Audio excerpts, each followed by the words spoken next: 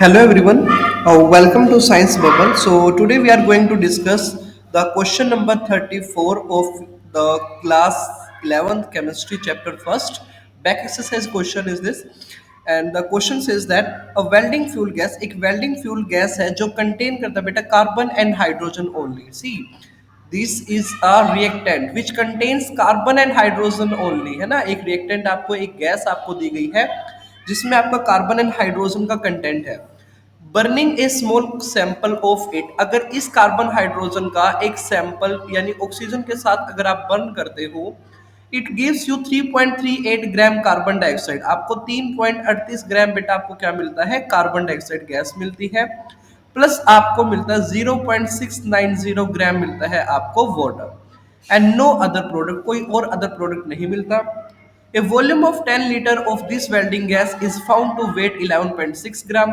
ठीक है, 10 लीटर अगर मैं गैस की बात करता हूँ, इसका वॉल्यूम यानी इस गैस का अगर मैं लेता हूँ 10 लीटर, तो बेसिकली उस 10 लीटर में बेटा वेट हो जाता है अप्रोक्स 11.6 ग्राम. आपको कैलकुलेट करना है, कैलकुलेट करना बेटा आपको एम्पेरिकल फॉर्मूला. सबसे पहले आपको क्या कैलकुलेट करना है, एम्पेरिकल फॉर्मूला. देखो क्वेश्चन सिंपल है बेटा, क्या है, स्टियोमेट्रिक कोफिशिएंट्स का क्वेश्चन है.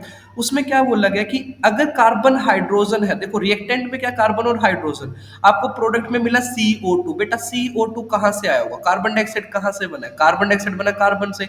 अब रिएक्टेंट में जितना कार्बन होगा उतना ही कार्बन आपका CO2 में बना है. तो क्यों ना सबसे पहले हम देखो कार्बन का अगर हम मास परसेंटेज निकाल लें, हाइड्रोजन का अगर हमें मास परसेंटेज निकाल लें. देखो एक क्वेश्चन होता था ना Fe और ऑक्सीजन से रिलेटेड होता था कि Fe का हमें 69.9% गिवन है, ये समथिंग 30.1% ऑक्सीजन गिवन है. तो इसको हम क्या करते थे बेटा, परसेंटेज को हम ग्राम में कन्वर्ट कर लेते थे.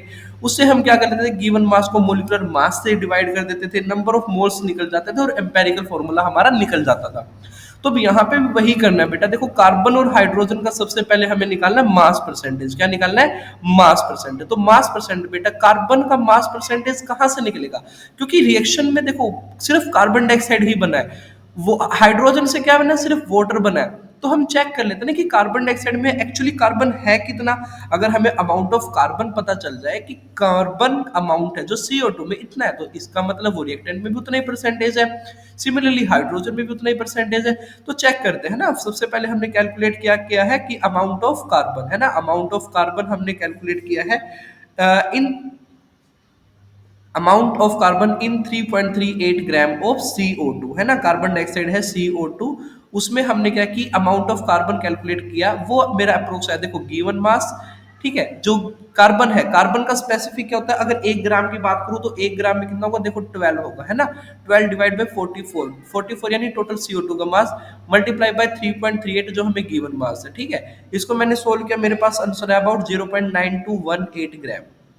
ठीक है, यानी कार्बन मेरे पास 0.9218 ग्राम है. इसी तरीके से मैंने बेटा यहाँ पे निकाला अमाउंट ऑफ हाइड्रोजन.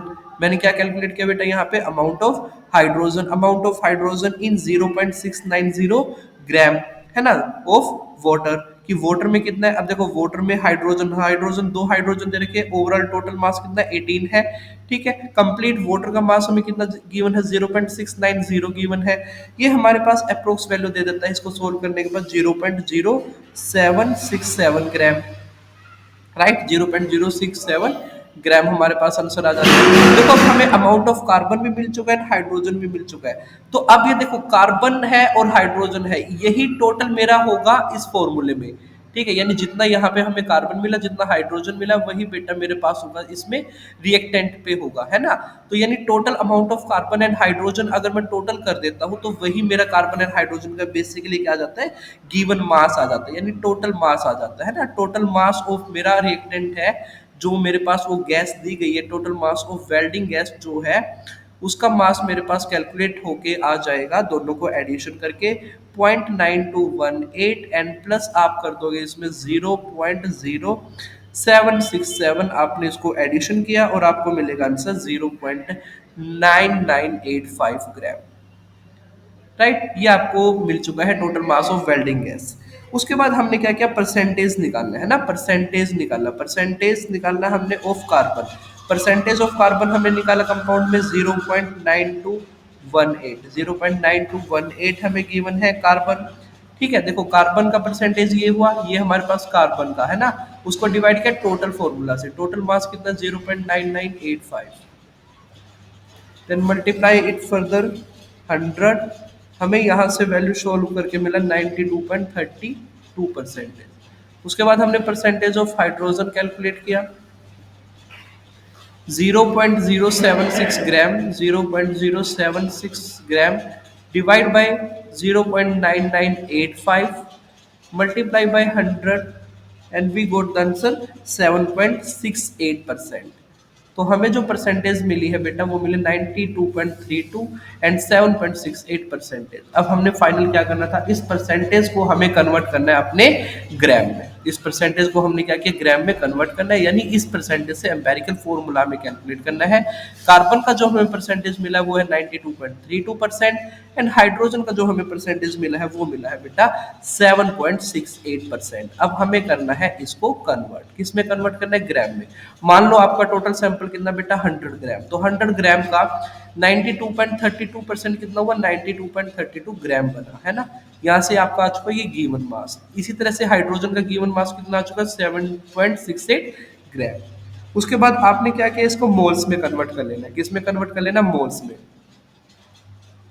मोल्स निकालने के लिए आपने क्या किया बेटा, मोल्स निकालने के लिए आपने क्या, given mass by molecular mass 92.32 divide by 12।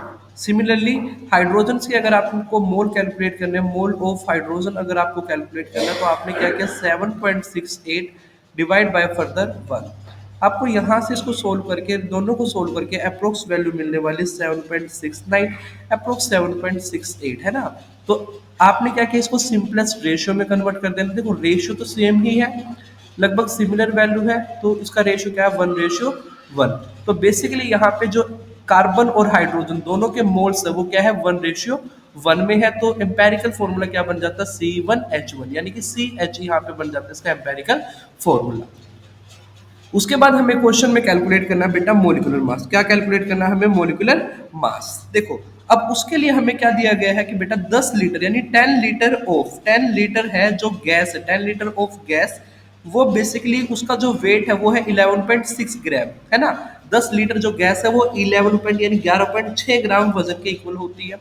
अब देखो एक मोल में है ना, एक मोल में आपको पता है 22.4 लीटर होता है, एक मोल में कितना होता है 22.4 लीटर होता है। अब 22.4 लीटर ऑफ द गैस किसके इक्वल हो जाएगा, वो इक्वल हो जाएगा बेटा ग्राम में 11.6 डिवाइड बाय 10 मल्टीप्लाई बाय 22.4। ठीक है, 10 लीटर में इतना गिवन है, तो 22.4 लीटर में कितना होगा, इतना गिवन होगा। आपने इसको सिंपल 1 के लिए क्वांटिटी निकाल दी unitary method, then multiply by 22.4। आपको ये सोल्व करके वैल्यू आई है 25.984, यानी अप्रोक्स की वैल्यू आपको मिल चुकी है 26 ग्राम। ठीक है, अब उसके बाद आपने क्या किया है एन की वैल्यू, यानी आपको निकालना है मोलिकुलर फॉर्मूला। क्या निकालना बेटा आपको, मोलिकुलर फॉर्मूला। अब मोलिकुलर फॉर्मूला कैलकुलेट करने के लिए आपको क्या करना होगा, आपको करना होगा n multiply by empirical formula है ना, n को आपको करना होगा एम्पेरिकल फॉर्मूला से मल्टीप्लाई। तो एम्पेरिकल फॉर्मूला है आपके पास कार्बन एंड हाइड्रोजन, आपको निकालना है n। n निकालने के लिए आप क्या कर सकते हो, मोलिकुलर मास को आप डिवाइड कर सकते हो एम्पेरिकल मास से, यानी जो मोलिकुलर मास है उसको डिवाइड कर सकते हो एम्पेरिकल फॉर्मूला के मास से है ना। एम्पेरिकल फॉर्मूला मास क्या है, एम्पेरिकल फॉर्मूला क्या है, कार्बन और हाइड्रोजन। सो कार्बन और हाइड्रोजन का मास कितना बना, 12 + 1 कितना बना बेटा 13, कितना बना है 13, यानी डिवाइड तो होगा 13 से, कि कौन होगा डिवाइड, मोलिकुलर मास।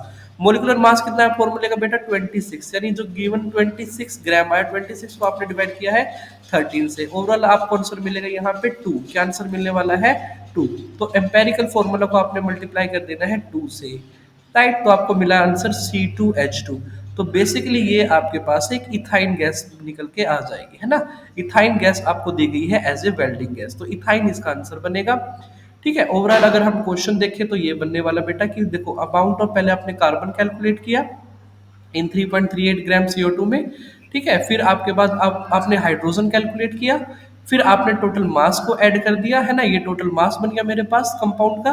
फिर आपने मास परसेंटेज कैलकुलेट किया, percentage of carbon, percentage of hydrogen. Percentage निकलने के बाद आपने इसको सिंपल ग्राम में कन्वर्ट किया, परसेंटेज बाय मास, देन आपने इसको ग्राम में एज्यूम कर लिया, इसको assume gram divide by then molecular mass, ठीक है, उससे आपका क्या है कि सिंपलेस्ट रेशियो बन जाएगा, आपका सिंपलेस्ट मोल्स बन जाएगा ना, मोल का एक रेशियो बन जाएगा। ठीक है, मोल का रेशियो के बाद आपका इंपेरिकल फॉर्मूला, देन 10 लीटर है आपका इतना ग्राम के इक्वल है, तो 22.4 लीटर आपका किसके इक्वल होगा, 11.6 डिवाइड बाई 10 मल्टीप्लाई बाई 22.4, लगभग 26 ग्राम। ठीक है, तो यहाँ से आपका मोलर मास भी निकल चुका है। मोलर मास को आपने मल्टीप्लाई किससे किया बेटा, इंपेरिकल फॉर्मूला मास से आपने इसको मल्टीप्लाई किया, 26 divide by 13, and it gives you answer 2। ठीक है, thank you, I hope I clear your doubt.